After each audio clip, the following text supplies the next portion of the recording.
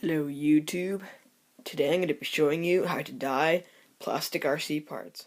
And in this video example I'm going to be using RIT dye. It's popularly used by RC enthusiasts and it seems to work the best. You can find this in the laundry section, any fabric store or whatnot, but I found this on Amazon for $5.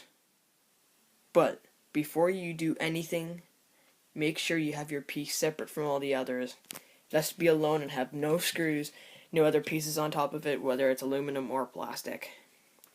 As for these rocker arms, they used to have these plastic bearings in there. You want to take these out. Also, from what I've attempted, parts that are reflective or seem really stiff are not going to be able to be dyed. I put this in for a total of an hour and a half and absolutely nothing happened to this piece. This plastic is probably made out of the same thing, so I will not be putting these inside of it.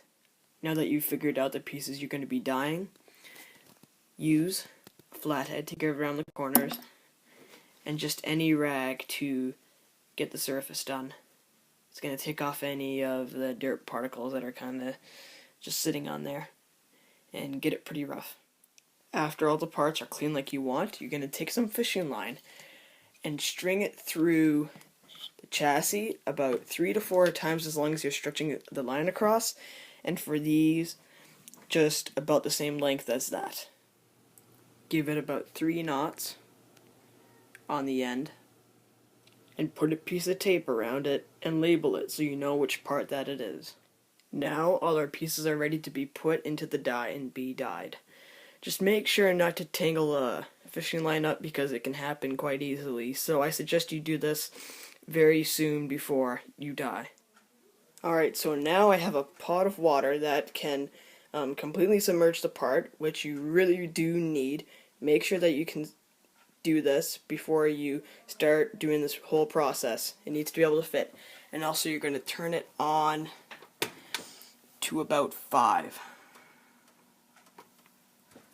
And let it sit there for about 5 minutes until it's boiled. Once the water gets to a decent amount of heat or it is boiling, then you can add the dye and turn it down to 4. Now that the dye has been in there for a while, we're gonna put the part in, and to prove that it takes an effect really quickly, you can already see it's covering the surface really well.